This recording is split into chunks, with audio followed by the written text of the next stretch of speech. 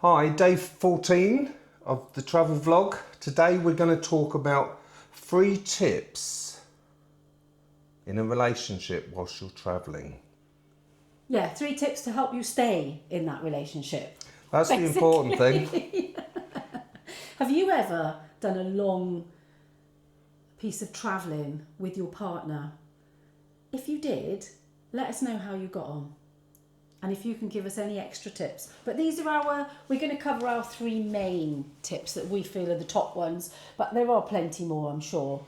And we do have notes written down so that we don't miss anything for you. So bear with us especially me, if I pop my glasses on and I'm looking down, it's because I'm reading, making sure I don't miss anything. Yeah, so we've been lucky enough to do a couple of short trips, i.e. 2 months at a time. Which have given us the experience of the pressures of travelling with your partner 24/7 for a long period of time. And I know it sounds crazy, but most people don't do that. So it is something to consider, isn't it? Oh, 100%. The pressures of it. Yes, and I know we often talk about how a holiday, even just a 2-week holiday, can be the make or break for a relationship. And if you're in a relatively new relationship and you go on holiday for the first time, not all relationships survive that. No, I mean, sometimes you can have an argument in your own environment. Most relationships do. You don't always get on. I don't know if you've got any funny experiences that's happened in your day-to-day life, or not. It wasn't funny at the time, but you look back and you ponder on why that argument actually happened, because most of the time it's because of misunderstanding, misinterpretation. So that brings us very neatly onto our number 1 tip, which is make sure that you communicate openly. And that's even about the small stuff. Oh, it's everything. You have to have an open communication. And I understand that some people struggle with that, but in my younger days, definitely struggled with open communication, because I was usually fearful of how my words were going to be met by that other person.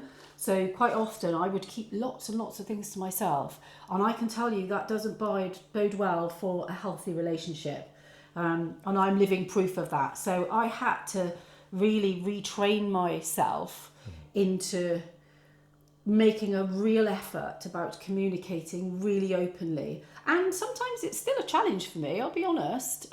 Yeah, because we are totally opposite like that. Yeah. You are a natural thinker.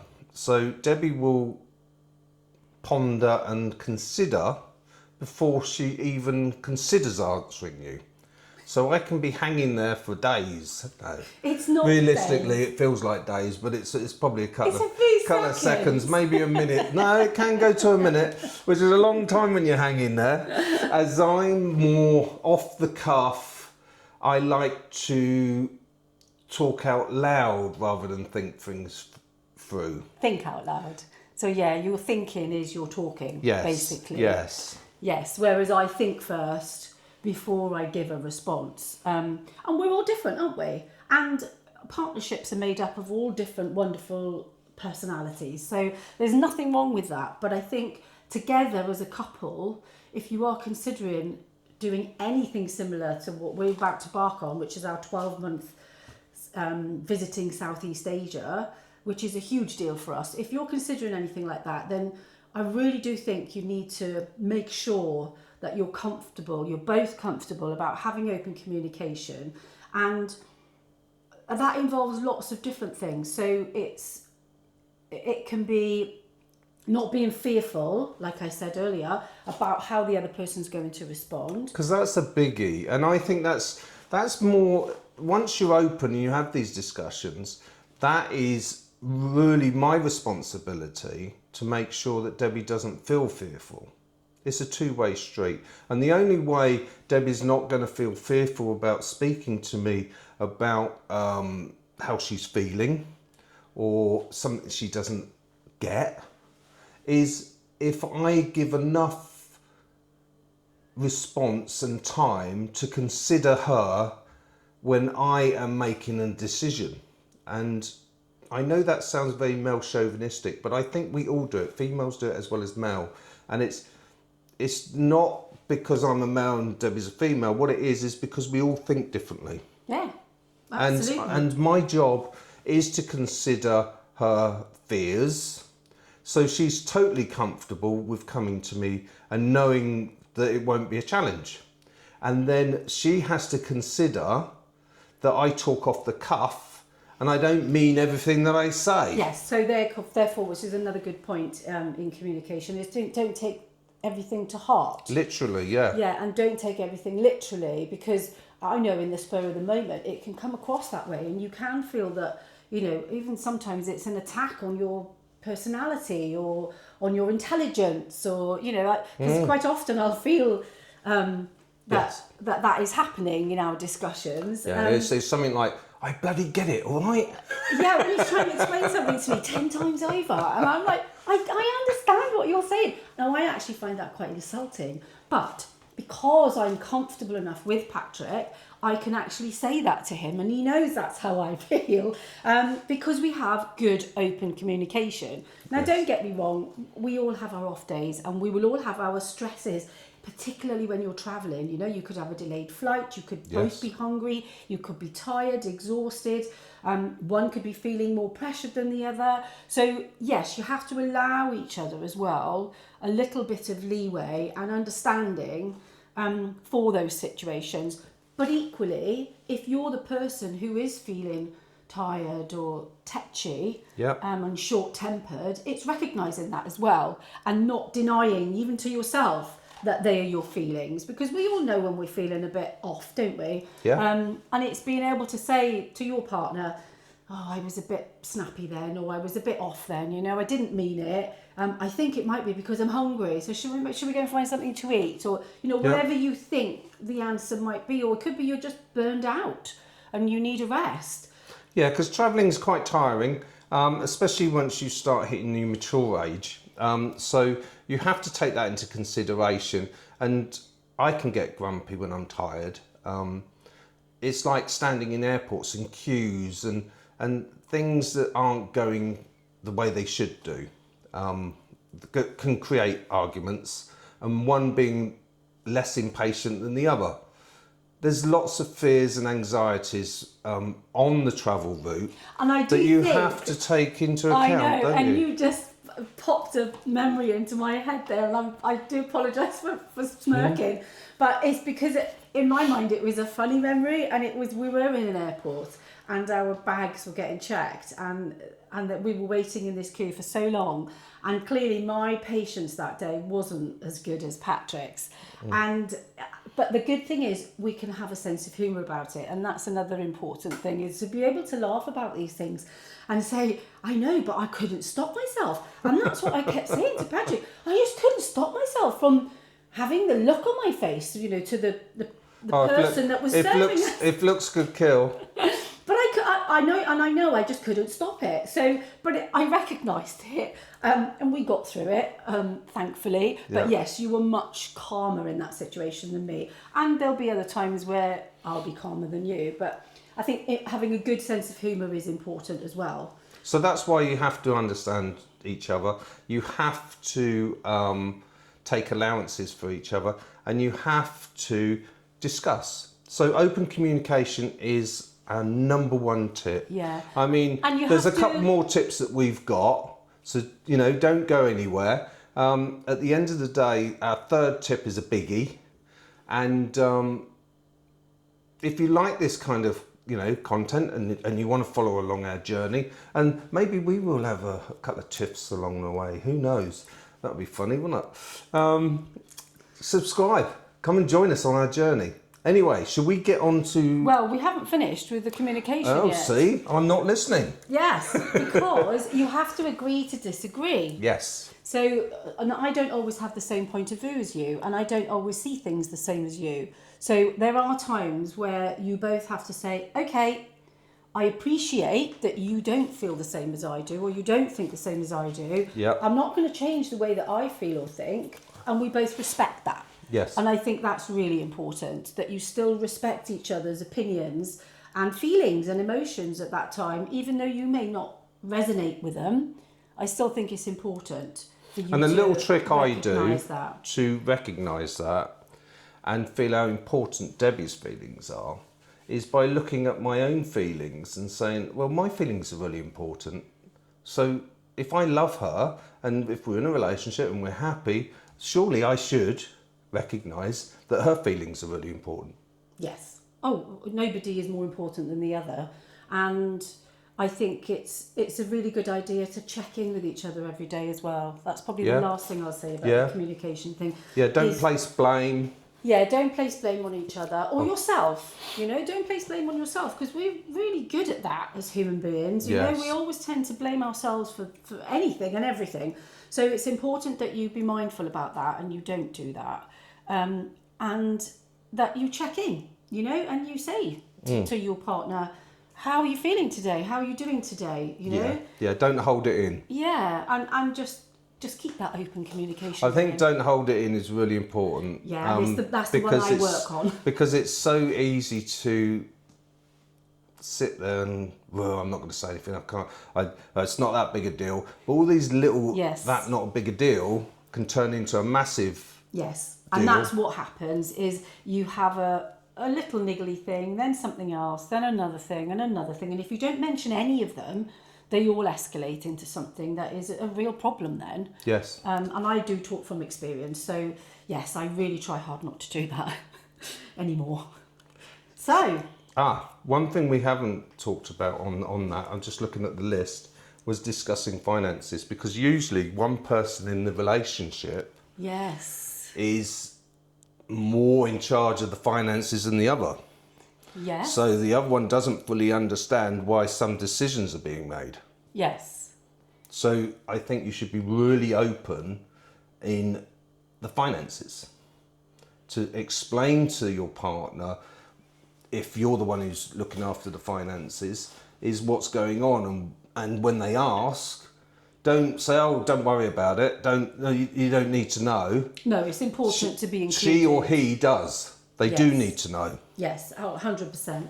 And you have to, as a couple, decide what experiences are important to you. You know, what do you value more? Would you rather spend X amount of money on a dining experience, or would you rather go and stroke some monkeys in a zoo? You know, or for instance, you know, and it's about talking together as a couple, because what you don't want to happen is somebody to just feel that they tagging along. And that's and we have an equal experience. I've been in relationships where I think one or either of us one of us has felt that way, and I've seen relationships like that where there's someone tagging along. Yeah, they're doing everything that the other person wants to do, and rarely speaking up about what they want. That must be so difficult. And it's, we're not here for marriage guidance or anything like that. Not. But we do. It's one of our, it is our main tip not our main tip, our first tip, which is openly communicate. And if you can't be honest with each other, then I don't think slow travel around the world is right for you. And I'm just being honest. Oh, I think you. Because it'll be hard enough for people who don't communicate at home to do the travelling. Yes. Yeah. Good advice there, I think. Yeah. Yeah. So, should we get on to number 2? Yes.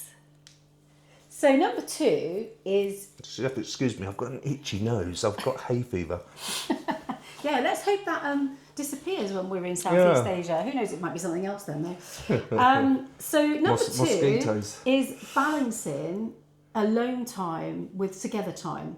Now, because you're obviously travelling the world together, or Southeast Asia together, or wherever you're going, it's a very small confined space usually, and it can feel nearly impossible to have some alone time in those circumstances.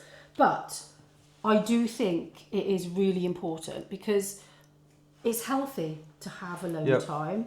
There's nothing wrong with it. It's healthy to have some independence. Some space. Yeah, and it's important for you to be able to seek that out when you need it without any repercussions from the other person. But you'll know that about yourselves beforehand. It could be jealousy, it could be lots of reasons why people don't want you to have your space. Now, we've been lucky enough to work with each other for a long period of time and travel on long, extensive times together. So we have evolved, shall we say, to find our own space. Yes. If I need a nap in the afternoon, and I know it's crazy, isn't it? But I was napping when I was 20, so it's not age. If I need a nap in the afternoon, Debbie doesn't pull me on it. She doesn't have a go at me for it. She doesn't moan at me for it. And if Debbie wants to go out and with her friends, or she wants to do something, she knows I'm not going to go reluctantly letting each other do what we want. So it's really important, and we've been lucky enough to meet each other where we don't do that to each other. But it's something to recognise if it's something that maybe you do. Yes. Me personally, I think I find my space when we're travelling. I'm more of a sun worshipper than Patrick, although as I've got older it's become less and less, but I do enjoy being outdoors and I enjoy being in the fresh air.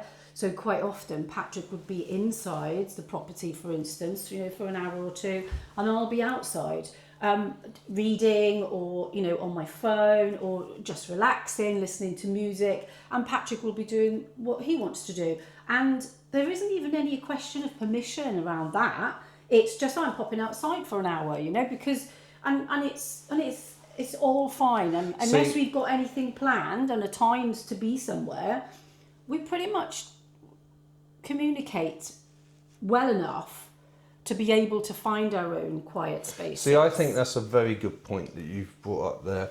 And I think, personally, I hear it from especially younger couples, not so much the older couples, but the younger couples, is where they'll argue because she wants to lie in the sun all day and he's bored.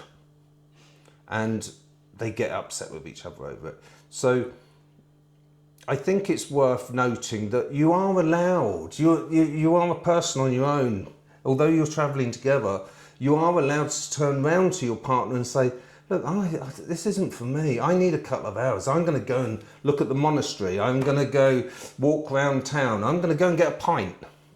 Yeah, absolutely. Yeah? And the partner should say, yeah, and be really cool with that. And not allow, but it's just normal for the partner to say, yeah, okay, see you soon.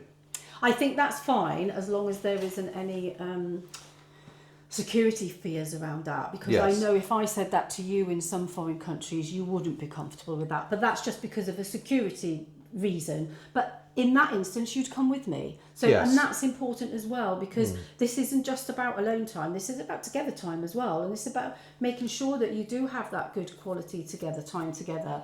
And you do experience things together. So again, it's about talking about, what you would both like to do as a couple, isn't it? Yeah, it's like people's, on our notes here, it's got plan intentional time apart. Well, we don't, to be honest. Not really. Because we do it unless I need my nails doing. We do, but we do it automatically. we don't plan it as such. Debbie will say, I'm going to get my nails done. I go, oh, right, okay. So it'll be that kind of conversation. But if that's not you, because we don't know how you behave, do we? Yeah. Or how you feel or think. So that's something that we would put a tip across, is definitely take time to plan stuff so your partner knows what you want to do that day. Yes. Yeah. Again, brings us back to number one, which was communication. Yeah. It all slots in nicely, doesn't it? Definitely. So, shall we move on to number 3 now? Yeah. Put my glasses on. And I think this is the big one. This is number 3, tip 3. To me, this is the big one because it sort of cements it all together. And that is a line on your expectations. Because if you're going somewhere and your expectations are totally different to your partner before you arrive, I think there's going to be a row.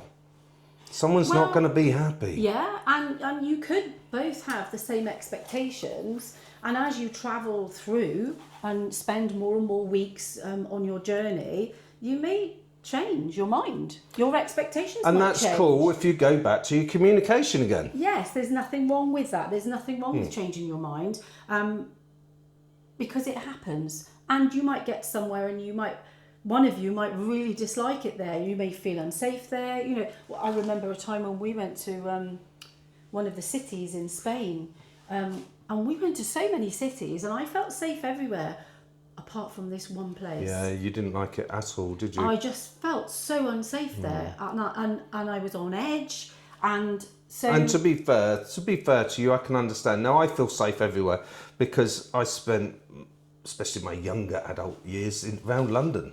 So I mean, I was sort of grew up in an area of a major city, or at least big towns near the little village where I lived.